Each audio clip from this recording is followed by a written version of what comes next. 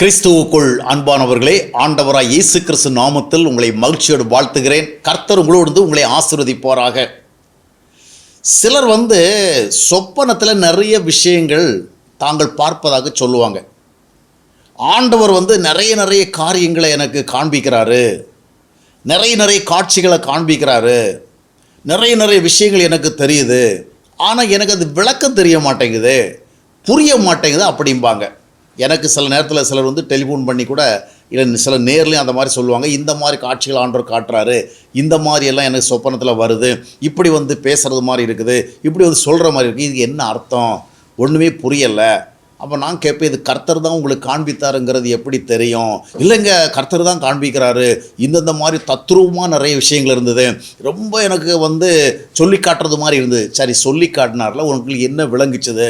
ஒன்றும் விளங்கலை, அதை எனக்கு புரியலை, அதை நீங்கள் எனக்கு அதை ஒரு விளக்கம் கொடுத்தா கொடுங்க அப்படின்ட்டு.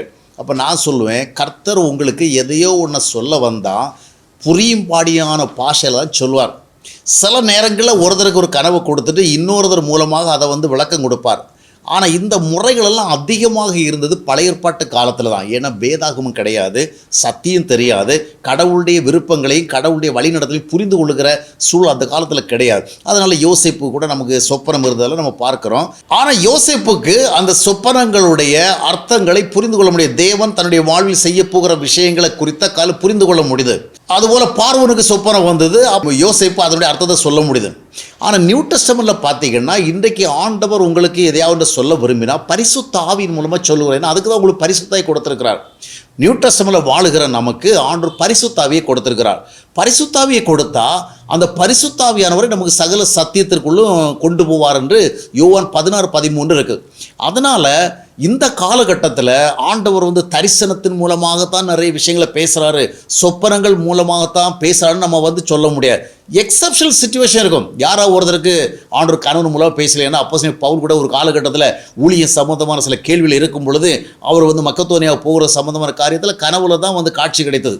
ஆனால் ஒன்றை புரிந்து கொள்ள வேண்டும், அந்த கனவுல அப்போஸ்தலனாகிய பவுலுக்கு அந்த காட்சி கிடைத்த பொழுது அவன் புரிந்து கொண்டான். ஓஹோ, மக்கதோனியாவில் போய் நம்ம ஊழியம் செய்யணும் போல இருக்குது. அப்போது ஆண்டவர் உங்களுக்கு எதையாவது ஒன்றை சொல்ல வந்தால் அதை புரிய வைப்பார். நியூ டெஸ்டமென்ட் நம்ம ஹோலி ஸ்பிரிட் கொடுக்கப்பட்டதுனால ஆண்டவருடைய காரியங்களை அறிந்து கொள்வதற்கு பரிசுத்தாவின் மூலமாகவே நாம் நிறைய விஷயங்களை பெற்றுக்கொள்ள முடியும். எனவே கர்த்தர் கனவுல வராரு, கனவுல பேசுகிறாரு, அந்த மாதிரிப்பட்ட வருகிற பொழுது உண்மையிலேயே கர்த்தர் தான் கனவுல வராரா அப்படிங்கிற கேள்வி வருது. இன்னைக்கு நிறைய பேருடைய வாழ்க்கையில் ஒரு ஆவிக்குரிய நிலைமை சரியாக இல்லை. அவர்களுக்கு தேவனை குறித்து வேறு ஒன்றுமே தெரியலை, சத்தியம் தெரியல, டெலிவரன்ஸ் இல்லை, பரிசுத்த ஜீவிதம் இல்லை, கர்த்தருடைய ஐக்கியத்தில் இல்லை, சமாதானம் இல்லை, சந்தோஷம் இல்லை. ஆனால் நிறைய சொப்பனம் வருது. எனவே இது போன்ற காரியங்களுக்கு என்ன அப்படிங்கிற கேள்வி வரும். மொத்தத்தில் சொன்னால், இது போன்ற காரியங்களுக்கு நீங்கள் அதிகம் முக்கியத்துவம் கொடுக்க வேண்டாம். ஆண்டவர் உங்களுக்கு எதையாவது உண்மையிலே சொல்ல விரும்பினால் அதனுடைய அர்த்தத்தையும் உங்களுக்கு புரியும்படியான காரியத்தை செய்வார். நீங்கள் அங்கே ஓடி இங்கே ஓடி அங்கலாய்த்து அலைமோதி, ஐயோ ஒன்றும் தெரியலையே, ஆண்டவர் என்னமோ எனக்கு சொப்பனம் கொடுத்தாரு, என்னமோ தரிசனம் காட்டினாரு, ஒன்றும் புரியல, அப்படி அலைவிட தேவையில்லை. இதில் வேறு சில பிரச்சனை இருக்கிறது.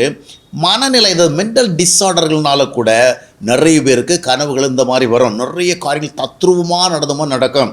அதுபோல் உடல் வியாதிகள் இருக்கிற சூழல்னால கூட நிறைய பேருக்கு நிறைய கனவுகள் வரும். சிலருக்கு மனவியாதி இருந்தால் பார்த்தீங்கன்னா கண்களுக்கு முன்பாக நிறைய காரியங்கள் தோணும். பிரம்மை என்று சொல்லுவார்கள். ஒருத்தர் நடந்து போகிறது மாதிரி இருக்கும், யாரையும் ஒருத்தர் சிந்திப்பாங்க, அவங்க வீட்டு முன்னால் நிற்கிற மாதிரி இருக்கும், பலவிதமான காரியங்கள் இருக்கும். எனவே மனநிலை பிரச்சனைனால இருக்கும், நோயினால் இருக்கும், பல காலங்களும் பிசாசுனாலும் இருக்கும். பிசாசு நம்மளை குழப்புறதுக்காக, நம்மளை டிஸ்டர்ப் பண்ணுறதுக்காக, நம்மை அலைய வைக்கிறதுக்காக இந்த மாதிரி காரியங்களில் அவன் நம்ம ஈடுபடுத்துகிற வாய்ப்பு இருக்கு. மொத்தத்தில் ஆண்டவர் நமக்கு எதையாவது சொல்ல விரும்பினால் நிச்சயமாக புரிந்து கொள்ள வைப்பார். நீங்கள் கவலைப்படக்கூடாது. சொப்பனம் வந்ததா, அதை பற்றி உங்களுக்கு புரிஞ்சிக்க முடியுதா, புரிஞ்சிக்க முடியல, ஒன்றுக்கும் பயப்படாதீங்க. ஏதோ ஒரு ஹிடன் ட்ரூத் இருக்குது, பயப்படாதீங்க. ஆண்டவர் ஒரு மனுஷனுக்கு ஒரு விபரத்தை சொன்னாருன்னா அவன் புரிஞ்சிக்கிறதுக்கு ஆற்றல் இருந்தால் தானே அவன் தெரிஞ்சிக்க முடியும். ஆண்டவர் சொல்ல வந்ததை அவன் புரிஞ்சிக்கவே தெரியலனா அப்படி ஆண்டவர் பேசுவாரா? பேச மாட்டார். எனவே ஒருவேளை ரீதியான பிரச்சனையாகவும் இருக்கலாம், பிசாசுகளுடைய பிரச்சனையாகவும் இருக்கலாம், இல்லை நம்முடைய நோயினுடைய விளைவுகளாகவும் இருக்கலாம். எனவே தெளிவான வேதம் சொல்லுகிறத கேளுங்க, சத்தியம் சொல்லுகிறத கேளுங்க. அதைத்தான் நம்ம 1 யோவான் 2 மத்தேயத்தினுடைய 20 வசனத்தில் இன்னும் 27 வசனத்தில் வாசிக்கிறோம்.